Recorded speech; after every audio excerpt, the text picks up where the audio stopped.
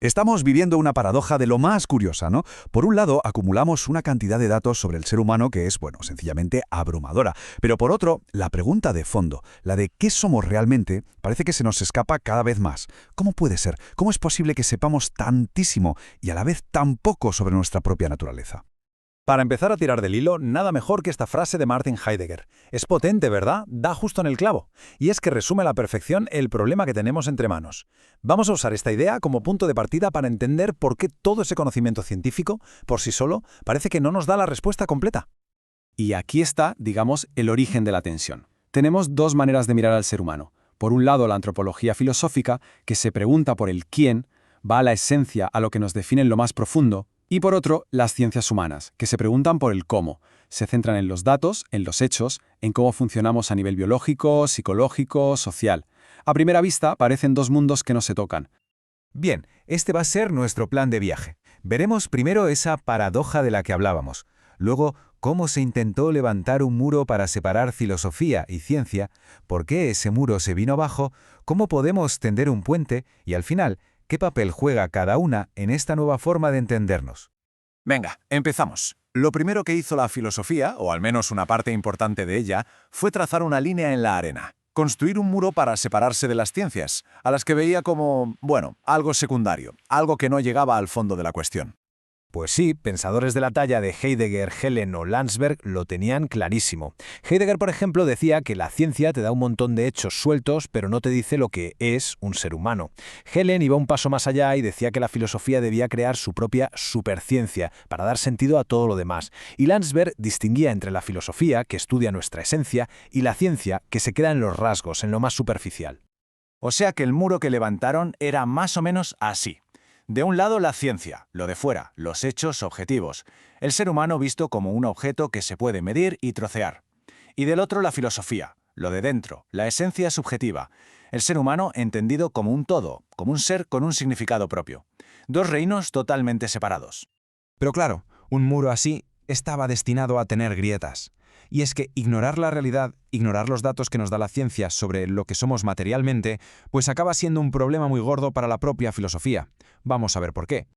¿Qué pasa cuando te olvidas de la ciencia? Pues que el ser humano del que habla la filosofía se convierte en algo etéreo, abstracto, un concepto desconectado de su cuerpo, de su historia, de su entorno. Se crea una división artificial y un poco absurda entre un supuesto yo interior y todo lo demás, el exterior objetivo. Esta frase lo clava. Al final, la filosofía acaba hablando de un ser humano tan general, tan fuera del tiempo y del espacio, que ya no sabes a quién se refiere. ¿A una persona de hoy? ¿A alguien de la prehistoria? ¿O es solo una idea? Se pierde en la ambigüedad y eso no nos sirve. Vale, hemos visto el muro y hemos visto las grietas. ¿Cuál es la solución? Pues, lógicamente, construir un puente. Pasar de esa actitud de descalificar al otro a una de colaboración, a una articulación positiva, donde ambos campos se necesiten y se enriquezcan mutuamente. Y aquí está la idea central, que es simple pero lo cambia todo. La antropología filosófica no puede darle la espalda a la ciencia.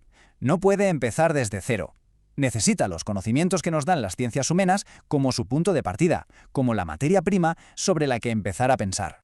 Y es que, la ciencia nos ha dado unas cuantas bofetadas de humildad a lo largo de la historia, ¿eh? Primero la cosmología nos dijo, no sois el centro de nada. Luego la biología, sois un animal más, producto de la evolución. Después la psicología, ni siquiera controláis vuestra propia mente. Y ahora la informática nos dice que nuestra inteligencia tampoco es tan especial. La filosofía tiene que asumir todo esto. Con todo esto llegamos al corazón del asunto, a la articulación positiva de verdad. ¿Qué somos? Pues somos una dualidad. Por un lado, somos la suma de nuestras determinaciones, todo eso que la ciencia estudia, nuestra biología, nuestra psicología, nuestra cultura. Pero, y aquí está la magia, también somos un proyecto, algo que parte de esas determinaciones, sí, pero para ir más allá, para trascenderlas. Y ahora sí, llegamos al final, donde todas las piezas encajan.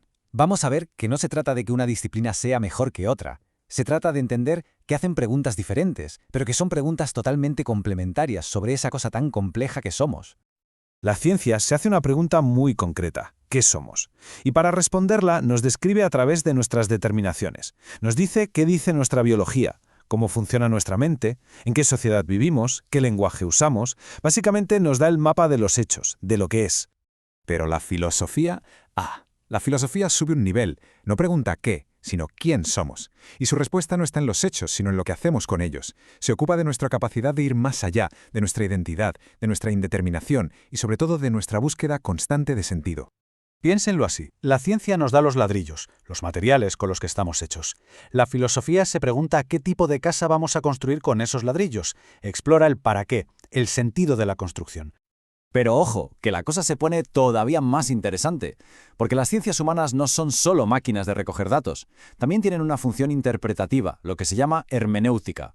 Cuando un antropólogo estudia una cultura, no solo lista sus costumbres, intenta entender el sentido que tiene esa forma de vida, el proyecto vital que hay detrás. ¿Y entonces qué hace la filosofía con todo ese material? Pues aquí entra su papel crítico, que podemos dividir en 3 pasos. Primero, reúne todos esos sentidos que la ciencia va descubriendo. Segundo, los organiza, los compara con algún ideal. Y tercero, y esto es lo más importante de todo, los evalúa. Porque aquí está el meollo de la cuestión.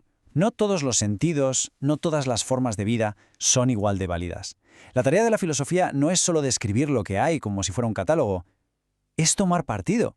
Es juzgar críticamente y preguntarse qué proyectos humanos nos hacen mejores, nos hacen más plenos.